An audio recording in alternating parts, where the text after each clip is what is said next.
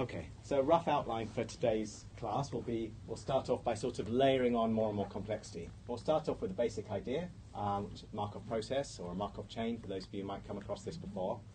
And then we'll start to introduce some of the perhaps less familiar ideas which are central to reinforcement learning. First of all, by adding rewards in to give a Markov reward process, then by adding actions in to give a Markov decision process, and finally we probably won't have time to actually talk about them, but they're in the lecture notes for those of you who are interested. There's a lot of extensions to MDPs where we can move beyond these three settings and add in even more complexity like partial observability and so forth. So I'll begin with the basics.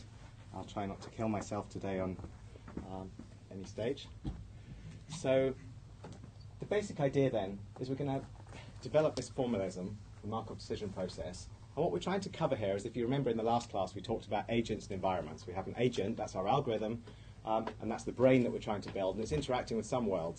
This might be the real world for a robot, it might be the trading environment for a trading agent, the factory floor for a factory, or whatever. And this environment, we want some description of that environment such that we can understand it, start to apply some tools to it, and really understand what it means to do reinforcement learning in that setting. And that's going to be the MDP. And in this case, what we're going to start with is the nice case, where the environment is fully observable. So we're told the state. So this is the case where we see everything that there is to know about that environment. All the relevant information is presented to our agent. Nothing is hidden away. And one way to think of this is that the current state that's given to the agent, it sort of completely characterizes this process. So the way in which the environment unfolds depends on some state, and we're told that state. We know that state. It's fully observed.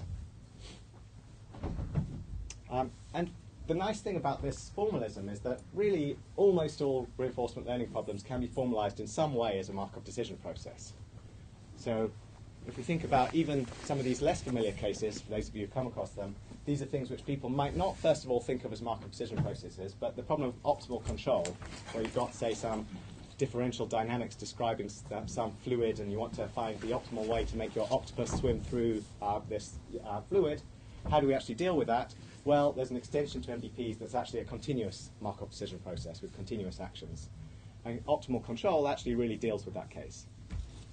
Again, partially observable problems, not only can we think of MDPs to give us some intuition into them, but actually any partially observed problem can be completely converted into an MDP. So it's not the case that these things fall outside of the framework of MDPs. They are MDPs. They really are MDPs. And if you understand the basics, you can solve all of these problems in principle. Some of the simplest cases, which we'll deal with in a later class when we talk about the exploration-exploitation dilemma in reinforcement learning, are what's known as bandits. This is a very common formalism that's used a lot at the moment, where you get just a set of actions, you get to take an action, you get some reward for that action, and that's the end of your task. So this is like the task we talked about last week, where you present an advert to the user on the internet, and that advert either gets clicked on or it doesn't, and you want to be clicked on as much as possible. And actually, this is just a Markov decision process with only one state. So again, it's a special case of MDPs. If we can solve MDPs, we can solve all of these different cases. So it's really fundamental. So what's the central idea to an MDP? Well, we've already seen this in the last class, but it's such an important concept, I'm just going to flash up this slide again, which is the Markov property. And again, the Markov property, the central idea which we're trying to understand here is this idea that you have some state, this random variable S. This is characterizing where we are in our environment. And if it has the Markov property, then this basically tells us that the future is independent of the past given the present. In other words, what happens next in our environment depends only on our previous state and not on all the things which came before that. Okay, so the state completely characterizes everything which we need to know. It captures all the relevant information from the history. And once you know this thing, you can essentially, if you have ST, what this tells us is you can throw away everything which came before. So the set of Markov processes, or the set of states that have this property, it's the set of environments in which everything which can be which we know about the system can be described by this single state at the current time, and we don't need to retain everything that we've ever seen. Okay. So one way to understand this is that for any problem with the Markov property, for any Markov process, if you start in some state S and you've got some successor state S prime, then you can actually define the probability that you'll transition from one of those states to the next state. So remember that this state which we were in characterizes everything about what will happen next. So that must mean that there's some well-defined transition probability that tells me that if I was in this state before, there's some probability, given that I was in that state, that I will transition to some next state. There's some probability that, if my robot is here and I give it a little push, then it will, fall over to here or maybe put a foot forward. All of these things are completely characterized by the state it was in before. Okay? And so this gives us our state transition probabilities. So it's the probability that if I'm in S, I transition to S prime, and that gives us the probability that this random next state will be this particular instantiation of the state S prime, given that the previous state we were in, our current state at time t, was this S. Now, once we have this idea of the transition probability matrix, we can form this into a complete matrix that tells us, essentially, each row of this matrix tells us what would happen for each state that I was in. So if I start in state 1, this tells me the probability that I'll end up in state 1 here, state 2 here, state 3 here, all the way up to end states here. So each row of this completely characterizes the transitions from one possible starting place in this Markov process. So this single matrix now gives me the complete structure to this Markov problem. It tells me from any state how likely am I to end up in any other state. And so you can imagine now that we can follow this through multiple steps and keep sampling from this transition probabilities, and that will give us some draws from this Markov process. So let's try and understand that a little bit more. So now just formally, a Markov process is basically a random process, a process that we're sort of sampling from iteratively. So that basically, our definition for this is going to be it's a sequence of random states. So a sequence of random states, S1, S2, going on in time, that has the Markov property. That's the definition of a Markov process. It's just a sequence of states with a Markov property. And so all it requires to define this thing is a state space, S, this is the set of states which we can be in, and our transition probabilities that characterize how we transition from one state to the next. Okay? And now this fully defines the dynamics of this whole system. There's some evolution of our robot through this system, or of our trading agent through its environment, or of our chess playing agent through the rules of the game. All of these things can be defined. No actions yet, no rewards yet, but the dynamics can be fully defined by a state space and a transition probability matrix. Okay, that's the Markov process. So I think it always helps to make these things concrete. So let's try and make this concrete for you guys. So this is my cartoon illustration of what I imagine it's like to be sitting in my lectures. And so we're just going to imagine there's only 3 classes you have to sit through. If you get through all 3 classes, then don't you managed to pass the class. If only it was that easy, but anyway. But the problem is that there's all these distractions along the way. So you start off in the first class, and there's a 50% probability you'll make it through to the next class. There's also a 50% probability that you guys will open up your laptops, start looking at Facebook.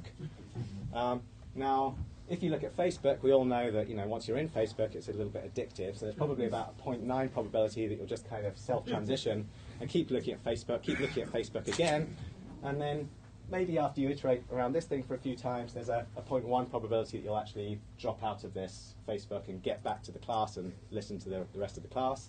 At which point you might make it to the second class. Unfortunately, maybe we're talking about something really tedious like Markov processes, and then you feel a bit sleepy, and so there's maybe a 20% probability you fall asleep. But there's maybe an 80% probability you make it through to the final class, at which point maybe you think, yeah, I'm doing really well, and you get a bit excited and go off to the pub. Which means if you go to the pub, you drink a few beers, you might end up either regressing back to class 1 or class 2 because of all the things you forget, or if you don't go to the pub, there's a 60% chance that you'll pass, and then after that you can go to sleep and everyone's happy. Okay, and this sleep state represents a terminal state to the Markov process. A terminal state doesn't need any special machinery. You can think of this as just a self-loop, an absorbing terminal state. It just keeps looping round and round and round. That's what this square represents. By the way, there's a few more seats over here, I think, if anyone wants to just move around. If you're okay, that's fine. Okay. So now that we've got this student Markov chain, let's think about what it means to take samples of this. So what's a sample? A sample is a sequence. It's a sequence of states where we start, for example, in our class 1, and now we're just going to take samples through this system. For example, one sample might look like this, where we go class 1, class 2, class 3, pass, fall asleep. Okay, that's the nice sample. But you might also have another sample that's like class 1, Facebook, Facebook again, back to class 1, back to class 2, and then fall asleep. You might have more complicated samples. Some of them might go on and on for quite a long time. These are variable length. Each of these you could think of as a random sequence that's sampled from these dynamics. Okay, so that's what it means to have a random process, is that you get some random sequence that's drawn from a probability distribution over sequences of states. And the fact that it has the Markov property means that it can be described by one of these diagrams, if you like. It can be described by saying from any state there's some probability of transitioning to any other state. Is that clear? Good. Okay. And now we can look at the transition matrix for this problem. So the transition matrix is fully described now over here. The transition matrix basically tells us for any one of these states which we might have been in, what's the probability of transitioning to any other one of these states. So for example, if we consider class 2 here, and we look across this row here, this row of the transition matrix basically tells us there's a 0.8 probability and 80% chance of transitioning to class 3. But if we go across, there's also a 20% chance of transitioning to the sleep state. And if we look at all of the rows together, that fully describes the entire dynamics of the system. And once we have this matrix, we're able to sample repeatedly from this matrix and get our samples of these sequence of states out to this Markov process. Okay. Question? So these things will only work if the probability is going to stay constant at each state. How do you make it such that if you were to, say, go to Facebook, then you have a reducing probability each time you... Okay. So the question is, how do we deal with modifications to these probabilities over time? So there's two answers to that. One answer is that you can have a non-stationary Markov process. Later we'll have MDP, so non-stationary MDP. In that case, what you can do is use the same kind of algorithms we use for the stationary case, but incrementally adjust your solution algorithm to just kind of track the best solution you found so far. The other answer is to say, well, the fact that you've got non-stationary dynamics just makes it a more complicated Markov process. That there's some, so you're imagining that there's probabilities that depend on how long you've been in this state and so forth. So now you can augment this state. You can have a more complicated Markov process that has like a counter that tells you how long you've been in this Facebook state.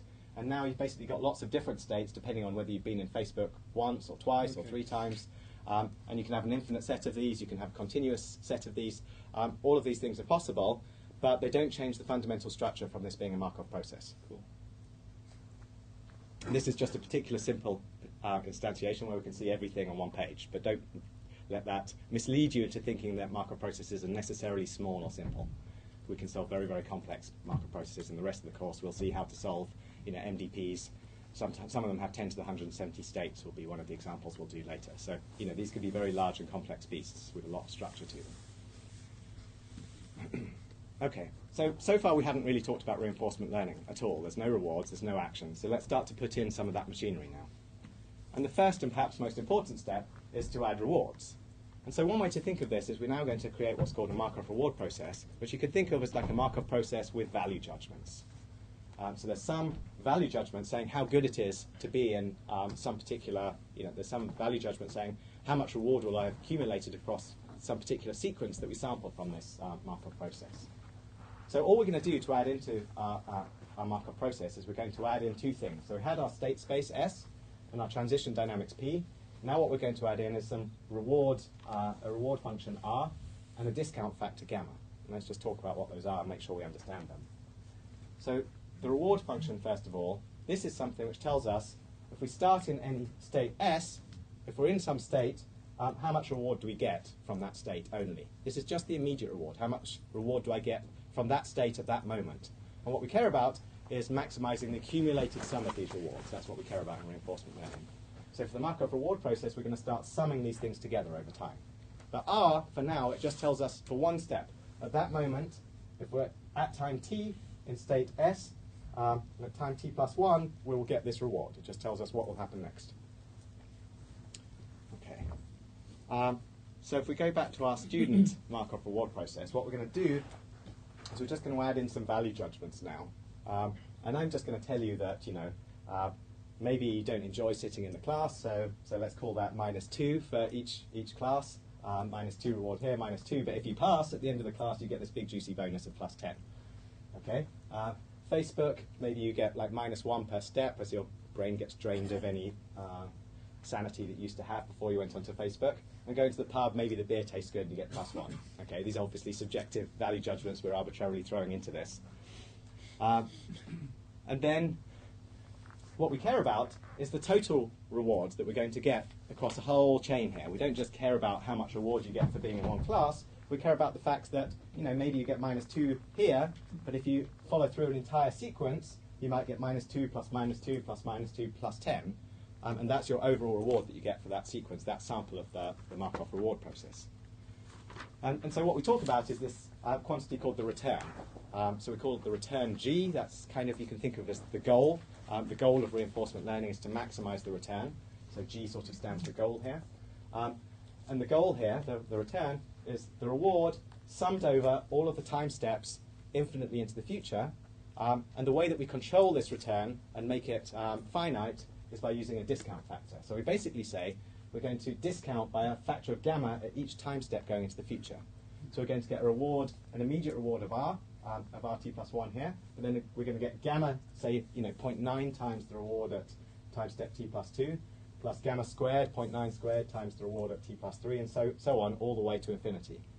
Okay, and that's going to be our goal. Our goal is to maximize the sum of all of these rewards. Yeah, question? Why is there no expectation here? There's no expectation here. That's a good question. Why is there no expectation here? There's no expectation here because we're just talking about a random sample at the moment. So G is random. G is just one sample from our Markov reward process of the rewards that we get going through that sequence. Later, in a couple of slides, we'll introduce the expectation, which is what we actually care about. So this discount factor then has to be something between 0 and 1. And it tells us, if you like, the present value of future rewards. It tells you how much I care now about rewards I'll get in the future. So it kind of tells me that if I'm at time step 10, and I know I'm going to get a reward at time step 20, then I should discount that an additional 10 times. It's 10 time steps into the future, so we're going to discount 10 more times. So this thing has to be between 0 and 1, and 0 kind of means maximally short-sighted. Like if you have a discount factor of 0, you basically zero out anything beyond your current time step, and you only look at that first reward. And if you have a discount factor of 1, that's maximally far-sighted, where you care about all rewards going infinitely far into the future, and you just assume that your Markov process has the property that eventually these things will all be finite, that you'll get 0, like in our absorbing terminal state, you just get 0, 0, 0 at the end.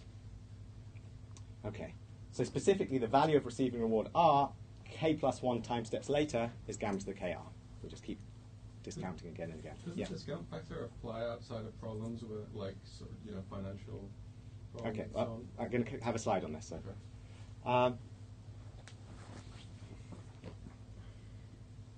So. So really, why should we do this? It's basically, we're somehow introducing a judgment here, which is that we prefer short-term reward to delayed reward. We prefer reward now to reward later. And the amount that we prefer reward now to reward later is given by gamma. So the closer it is to 0, the more we prefer reward now, and the closer it is to 1, the more indifferent we are to when those rewards arrive. So why should that be? That was essentially the question. Why should we do that?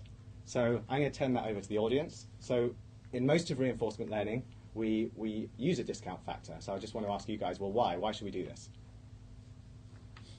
Anyone think of reasons?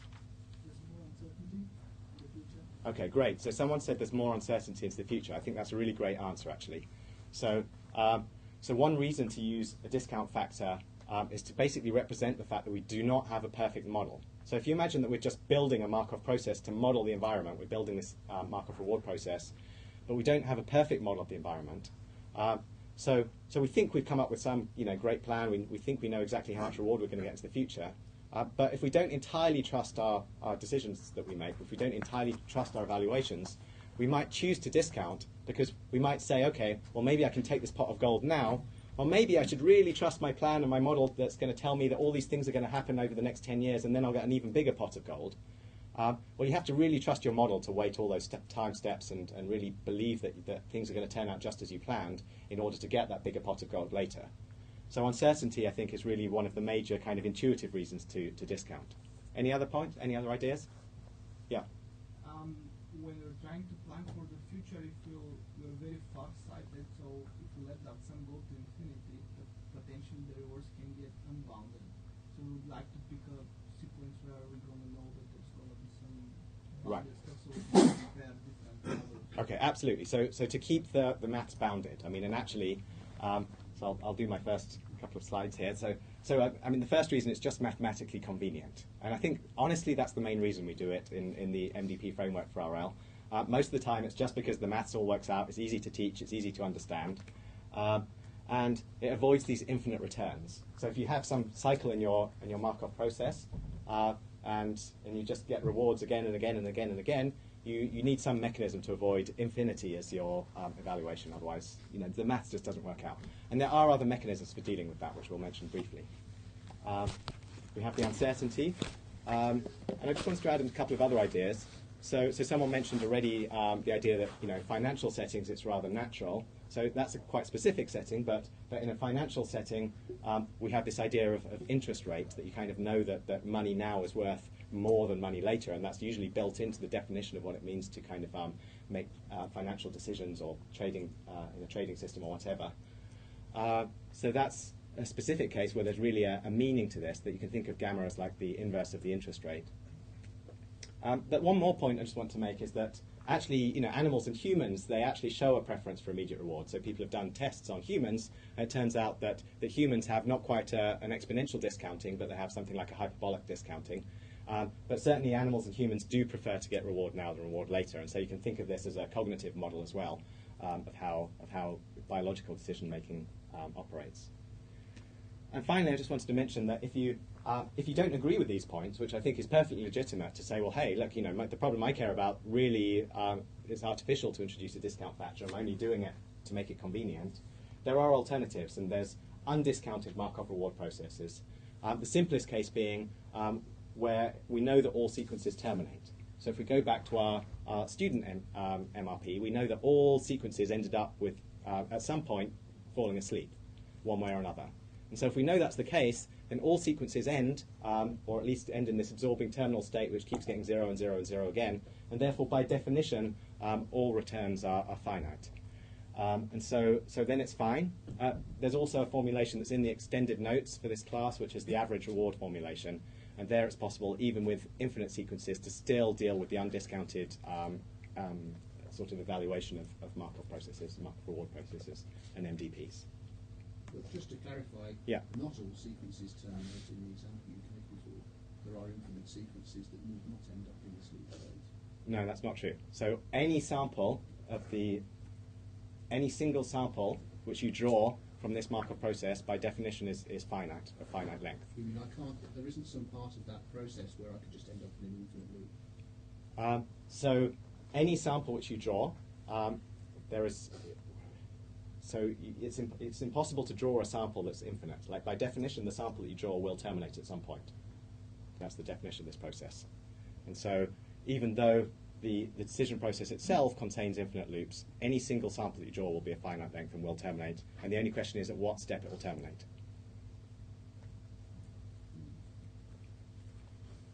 Okay. Right, so now someone asked about expectations. And so this brings us to the value function, which is really the central quantity which we're interested in RL. So the value function, this is the quantity we really care about. It's the long-term value of being in a state. So if you're in this state S, so if you're in some concrete state S, how much value will you get from there on? What's the total reward that you'll get from that state onwards? So formally, it's just the expected return if you start in that state. So if I drop you into this Markov reward process in some state, like if I drop you in class 2, how much reward will you get from class 2 to the end until you terminate? That's basically what it's saying. How much reward will you get from then onwards? And we have this expectation because the environment is stochastic. We were in this stochastic Markov process. The evolution of states might go one way one episode and another way the next episode. What we care about is the expected return over all of those different episodes. And that's the value. That's how good it is to be in any given state. So this is the central quantity. We prefer to be in states that give us more total reward. And so the formulation of our problem is to say, let's first of all just measure that. So in an MRP, there's no concept of maximizing. We're just saying, let's just measure how much reward we'll get. But when we get to MDPs, we want to maximize this quantity. Okay, so let's get concrete again. Let's go back to the student Markov chain, actually the student Markov reward process. So we're going to sample returns now. So again, we're going to look at these samples of this process that we've taken. And we're going to consider a discount factor of gamma equals 0.5. So basically halve the amount that we care about getting rewards at every step. And so this is the definition of our return, with gamma instantiated with a half. And so now if we just look at the value of these guys, so these are basically like the returns here. So you get -2 at the first step, -2 discounted by a half, -2 discounted by a quarter, and then at the end of it you got this +10 reward for finishing the class, all 3 classes, and that's discounted by an 8. If you sum those all together, you get -2.25. So that's one sample of the return. So this guy should say G1. And now we've got 4 different samples here. These are different samples of the first 4 different sample sequences through this Markov reward process. So what's the value of being in this state? What's the value of the start state? Well, one way to estimate it is you can just take a bunch of samples and just take the average of these values, and that would give you a legitimate estimator for the value function, the value of that state. So the returns are samples, they're random, but the value function is not a random quantity. It's an expectation over these random variables. Okay, is that clear? So why are we starting? G1 indicates that we start from state 1, say class 1. No, this is these subscripts are time steps. Okay. So G1 is, so here we're basically saying, so the definition, if we go back to the definition of return, the definition of return was the return starting at time step t is the rewards from that time step onwards. Okay, so now we're considering a bunch of different returns. We are also starting from S1 equals C1 in this case, but this thing's actually, the subscripts are time steps. And they're observed. The point is here, there's no expectations because we're essentially saying that we've observed these sequences. These are observed samples of our random process, and if we want to ask about the value function to make an expectation, we're asking what's the expected return, what's the expected number that's going to pop out of this at the end. What's the average of these numbers, and that's how good it is to be in this the first state of this student Markov chain. Okay, so what does this look like? So let's consider a couple of different discount factors. So first of all, this is the maximally short-sighted view of the value function. So this is the value function now for gamma equals 0. This is where we literally don't care about anything except one step of immediate reward. So if we take any given state here, so now if we consider class 2 state here, we know that no matter what we do afterwards, we're going to get a reward of -2 at this time step. It doesn't matter that we're going to get these other things and this +10 later. That's irrelevant because we're just looking at how much reward we get at this time step onwards. So the value of being in this state is -2. That's what we're going to get. We're going to get -2 whether we go to sleep or whether we go this way, we're going to get -2. That's just the definition of that. However, if we look at a more long-sighted discount factor, so this is like 0.9 now, then the values all change. And now we have to consider, well, if I was in this state, I'm going to get a reward of -2 now. But then, with 0.8 probability, I'm going to transition over here into a situation where I'm going to get additional rewards, -2, and then probably +10 again, and so forth. And when we factor that all together and compute it, and we'll see how to compute these things later as we go on, the value of this state actually becomes much better. We can get 0.9 reward from this state onwards, kind of averaging over the probability of falling asleep and continuing through the classes. So that's the value. That's the average now, the expectation over all of the different paths that we can take through this system. Taking an average of them, that's the number that kind of summarizes how good it is to be in that state. We're going to get 0.9 units of reward from then onwards if we start there. If I drop you into that class, 0.9, that's how good you are. Okay? So now we're going to talk about, this is maybe the most fundamental relationship in reinforcement learning. You might have come across this in dynamic programming. It's very widely used. And it's called the Bellman equation. And the idea is that the value function sort of obeys this recursive decomposition. And the main idea is very simple, that it basically says that you can take your sequence of rewards from this time step all the way onwards, and you can break it up into 2 parts, which basically consist of the immediate reward that you're going to get, and then the value that you'll get from that time step onwards. So you break it up into immediate reward, and then from the successor state that you end up in, the value of where you end up. So immediate reward plus the value of where you end up. If I'm a robot, I might get an immediate reward of like plus 10, but then I end up in this new state, and the question is, how good is it to be in this new state? And so the overall value function of being here is like my 10 points of immediate reward plus the value of where I ended up. And that's what the Bellman equation tells me. So formally, if we just step through this, it's very straightforward. So this is our value function. The value function is the expected return, given that I start in a particular state. So that's how we want to know how good is it to be in this state, and it's the expected return if you start in that state. If we just unwrap the definition of return, the return is just the sum of these rewards going into the future, discounted.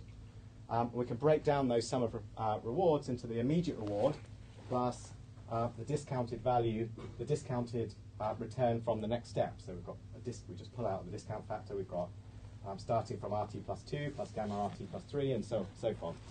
Just pull the factor of gamma out. And now we see that this thing here is just the return from the next time step.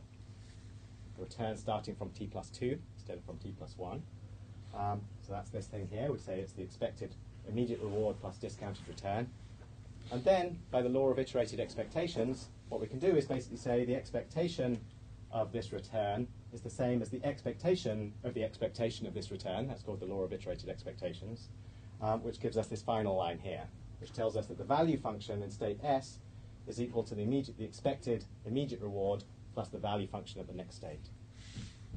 Yeah, question? I'm slightly confused with the indexes here.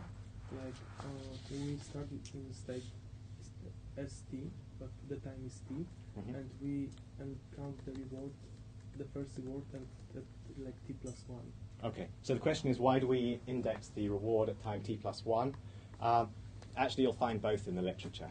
So we're following the Sutton and Bartow convention, which indexes rewards at time step t plus 1 rather than time step t. This comes from how we think of the boundary between agent and environment, that the idea is that the action that we take goes into the environment, then a time step happens whilst, that we switch our time index after control passes back from the environment to the agent. We're in a new time step.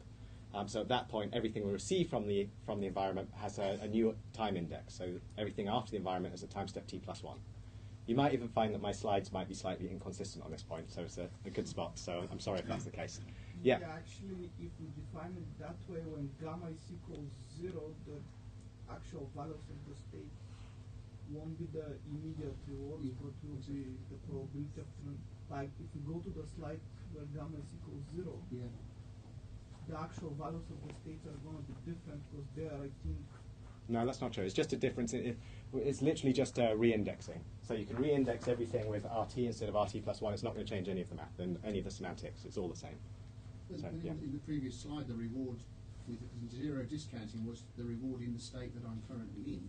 If you set gamma to 0 here, it looks like the reward for the state I'm currently in is the expected reward of the next state. It just is exactly what. It just depends. No, it just depends on how we define RT. Like, where does that time step t refer to? So here, what we're saying is this is actually if we move into this state at time step t, then this figure now indicates that this reward is what happens at time step t plus 1.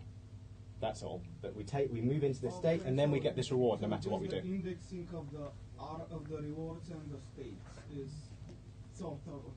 So it's just a convention. It's just a convention. So don't confuse yourselves. It's just a convention.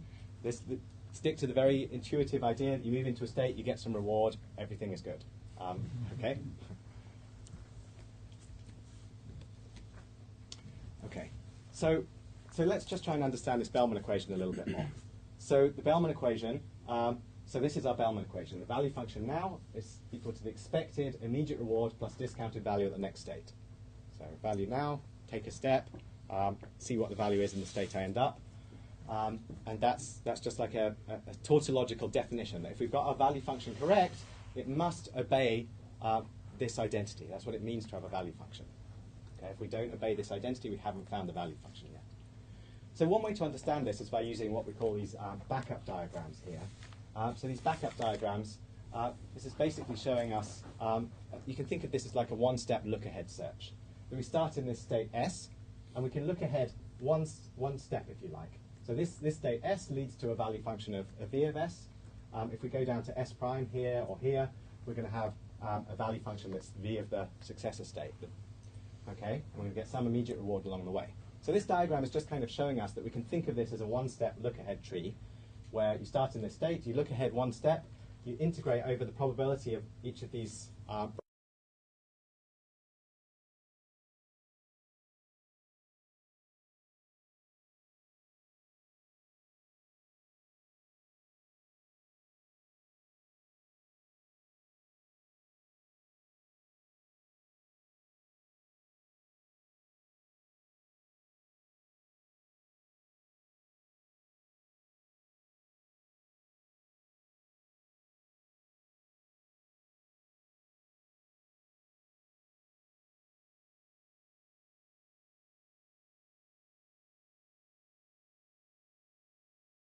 function here.